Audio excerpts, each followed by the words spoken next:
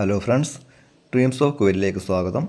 കുവൈറ്റിലേക്ക് പുതുതായി വരുന്നതുമായ engineers, supervisors, draughtsman, technicians എന്നിവർക്ക് വളരെ ഉപകാരപ്പെടുന്ന ഒരു വീഡിയോ ആണ് ഞാനിവിടെ ചെയ്യുന്നത്.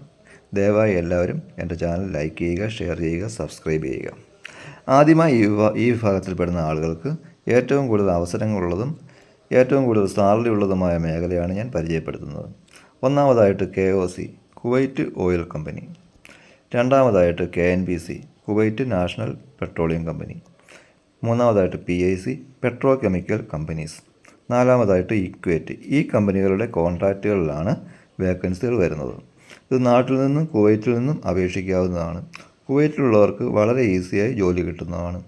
അത്യാവശ്യം എക്സ്പീരിയൻസ് ഉള്ളവർക്ക് ചാൻസ് ഉള്ളതാണ്. മറ്റ് ഗൾഫ് രാജ്യങ്ങൾ പോലെ കുവൈറ്റിൽ പ്രൊഡക്ഷനുള്ള കമ്പനികൾ കുറവായതിനാൽ ഓയിൽ ആൻഡ് ഗ്യാസ് മേഖലയിലാണ് കൂടുതൽ അവസരങ്ങൾ വരുന്നത്. KOC, KNPC, PIC എന്നീ കമ്പനികൾ ഫാഹേൽ അഹമ്മദി ഏരിയയുമായി ബന്ധപ്പെട്ടാണുള്ളത്. മിന അഹമ്മദി, മിന അബ്ദുള്ള, അഹമ്മദി, ഷുഹൈബ ഇവയാണ് പ്രധാനപ്പെട്ട ഏരിയാസ്. ഈ കമ്പനികൾ എവിടെയെങ്കിലും എക്സ്പീരിയൻസ് ഉണ്ടെങ്കിൽ ഉറപ്പായും ജോലി കിട്ടുന്നതാണ്.